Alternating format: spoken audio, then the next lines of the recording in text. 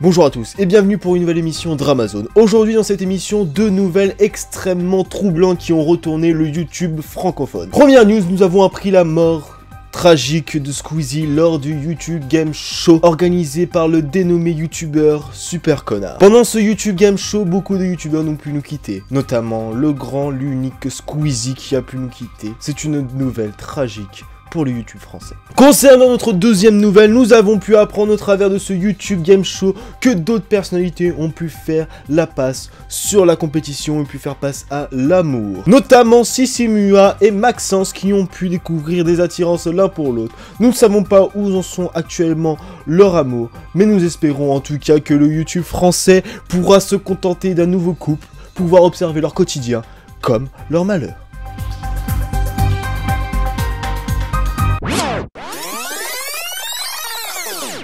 C'est pas que c'était chiant, mais un petit peu quand même. Bon, en tout cas, j'espère que cette petite intro vous aura plu. Bon, on va parler plus sérieusement du drama, YouTube drama. Ce sera pas une vidéo assez drôle comme d'habitude, parce que là, on va parler un petit peu plus sérieusement. Pourquoi j'ai voulu parler de YouTube drama? Parce que pendant les lives que je fais de temps en temps, donc si vous avez pas les notifications, vous pouvez pas savoir que je fais des lives, donc vous avez intérêt à suivre maintenant. Sinon, c'est pas bon. Donc en fait, qu'est-ce qui se passe? Eh ben, le YouTube drama a officiellement débarqué en France. J'ai répertorié à peu près environ 5-6 chaînes de YouTube drama. Pas se mentir que certaines, c'est un petit peu tiré par les cheveux ce qu'ils font. Mais bon, malgré ça, la question qu'on me pose pendant le live, c'est qu'est-ce que je pense du YouTube drama? Et bah, je pense que ça peut être quelque chose qui peut être bien. Notamment parce qu'en fait, si l'information est bien travaillée, il y a des chaînes de drama, franchement, on peut pas se mentir, elles sont très bien travaillées. Les informations sont recherchées, il y a un travail de rédaction, enfin, il y a un vrai travail de, entre parenthèses, de journaliste qui est fait. Mais ce qui se passe, c'est que certaines chaînes de YouTube drama vont carrément faire un barème pour démontrer, oui, ok, il y aura un YouTube drama, je vais faire une news, ça peut être du news, ça peut être... Il va dire si c'est pour lui, ça peut être faux ou pas. Il y aura vraiment une information qui sera monnaie.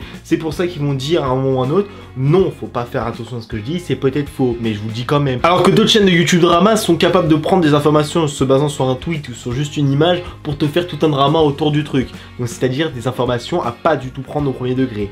Voire même, des fois je sais de sources sûres que certains YouTube drama ont été inventés de toutes pièces. Pour certains youtubeurs drama. Mais bon, qu'est-ce qui peut amener aussi ces YouTube drama? C'est notamment l'expansion hallucinante de tous les youtubeurs critiques. Et ouais, les youtubeurs critiques, et bah franchement, ça peut être un bien pour un mal. Même si certains sont vraiment vulgaires dans leurs propos, peuvent amener des points vraiment négatifs, d'autres sont assez constructifs dans leurs critiques. Faut pas prendre tout le monde, tous les youtubeurs qui pensent qu'ils sont intouchables, qui pensent qu'ils font que des contenus de ouf, des trucs comme ça, vous faites de la merde.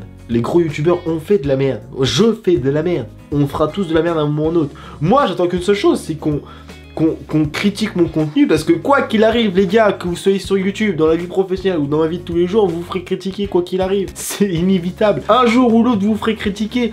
Mais ce que je veux dire, c'est la critique. C'est forcément positif.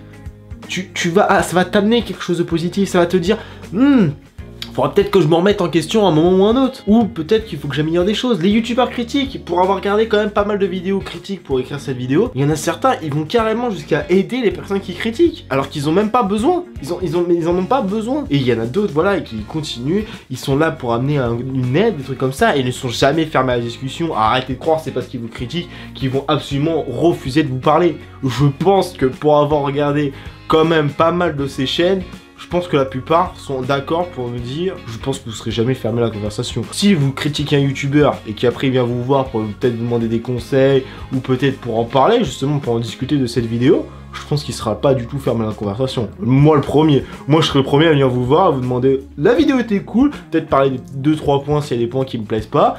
Et voilà, mais moi je prendrais la critique avec mon cœur. Genre pour moi je serais le premier à dire, voilà, c'est ok, t'as voulu dire ça, il y a des choses qui sont intéressantes à apprendre que je vais noter, que je vais essayer de me raméliorer là-dessus. Et voilà, et après, il y a peut-être des trucs que je serais pas d'accord. Je suis loin d'être le mec parfait. Je pense que tous les youtubeurs sont loin d'être les mecs parfaits. Ils ont toujours des critiques à obtenir.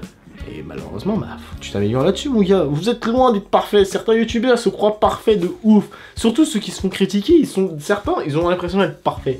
Les gars, c'est loin d'être le cas. Déjà, en plus, vous faites de la merde pour certains. Remettez-vous sérieusement en question. Parce que même si vous pensez que c'est fait pour le buzz, nanana, les gars, c'est votre image qui est en jeu. Pour trouver du travail plus tard, vous serez même pas pris au sérieux. Après, vous faites comme vous voulez. Oui, mais on va vivre de YouTube. YouTube, c'est un effet de mode. Hein. Du jour au lendemain, vous pouvez disparaître en quelques secondes. Si vous arrivez à rester, tant mieux pour vous.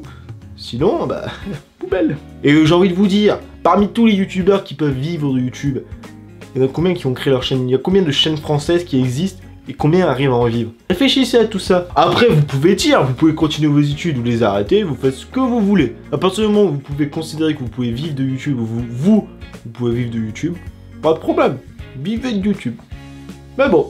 Bref, faudra pas vous plaindre si vous vous retrouvez au Pôle emploi. Enfin bref, juste pour dire que malgré tout ça, ces petites intros et ces petites discussions, le YouTube drama peut être une bonne chose pour certaines personnes, une source d'information. Mais je précise que sur certaines chaînes YouTube drama, faites extrêmement attention aux informations. Au pire, si vous voulez vraiment être sûr d'une information, allez voir directement sur les Twitter, sur les YouTube, sur tous les réseaux sociaux des youtubeurs concernés. Vous pourrez voir les vidéos, les trucs et vous ferez votre propre point de vue. Ne suivez pas le point de vue d'une seule personne. Faites-vous votre propre point de vue. Comme ça, c'est mieux. Faites le point de vue de plusieurs personnes et vous déterminez ce qui est pour vous est bien, enfin, qui est pas bien, enfin, qui est la chose globale du sujet. Et pour les youtubeurs critiques, et ben ça j'adresse plus aux youtubeurs. Les gars, ok, vous démontrez certains, mais il faudra assumer à un moment ou à un autre ce que vous faites, les gars. À un moment ou à un autre, vous serez toujours critiqué. Et là, quand vous serez là, vous pouvez ouvrir votre gueule parce que c'est pas entre parenthèses votre patron. Mais quand vous allez tomber dans le monde du travail pour certains, et que vous allez vous faire critiquer par votre chef, mais tu vas devoir fermer ta gueule, mais violent. Ah mais mon gars, c'est soit ça, soit il te dit, tu t'assumes pas ce que je dis? Tu penses que je fais moins bien mon travail que toi? Tu penses que t'es meilleur que moi? Allez, casse-toi. Ah mais ça va être ça pour certains. Mais bon, prenez la critique avec plaisir, n'hésitez pas, faut aller parler aux gens. Souvent les youtubeurs critiques, on pense qu'ils peuvent être méchants, mais je pense entièrement pour avoir même discuté avec certains, ne sont pas du tout fermés à la conversation. Je pense même au contraire. Ils attendent que ça et vas-y, je t'ai critiqué. Viens me parler en privé, même en privé, pas besoin de faire des lives, pas besoin de faire des trucs pour, entre parenthèses, amener la discussion, enfin créer un drama tout simplement. Ravaler vos fiertés un minimum un autre, arrêtez de faire les kékés parce que soi-disant vous avez 20 000, 30 000, 100 000 abonnés si vous voulez. N'hésitez pas à venir vous abonner à la chaîne. En tout cas, j'espère que cette petite vidéo vous aura plu. Je voulais en parler parce que YouTube Drama, c'est vraiment depuis quelques temps, ça s'est vraiment installé.